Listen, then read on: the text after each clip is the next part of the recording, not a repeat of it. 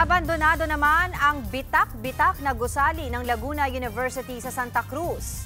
Nagtuturoan naman ang ilang opisyal kung sino ang responsable sa pagpapatayo ng gusali. Nasa frontline ng balitang yan si Gio Robles.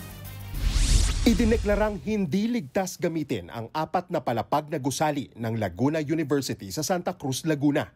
5 buwan nang abandonado ang estrukturang may 32 silid-aralan.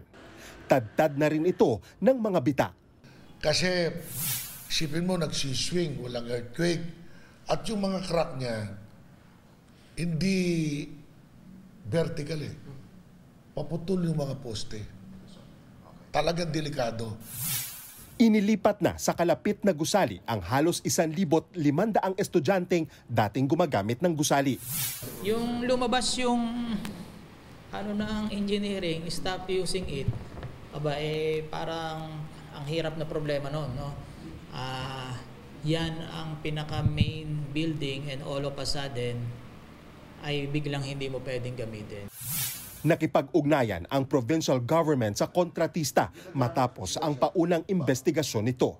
At ayon kay Provincial Administrator Jerry Pilayo, wala raw alam sa proyekto ang kumpanya. Sinulatan ko. Pagka-receive ng letter ko, tinawagan niya ako.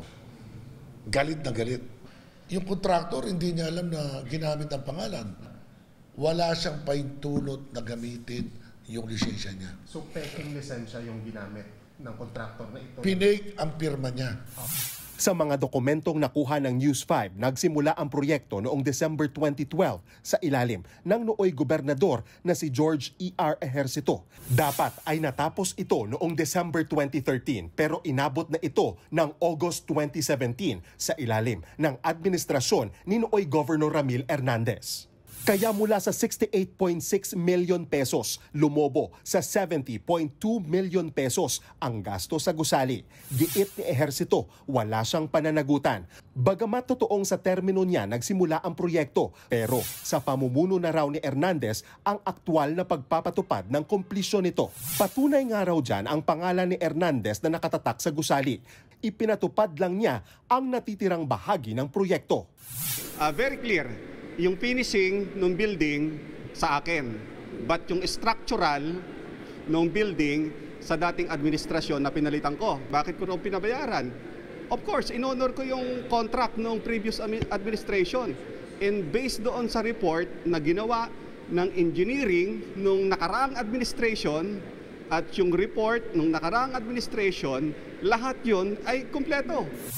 Palaisipan pa sa ngayon kung sino ang totoong kontratista ng depektibong gusali.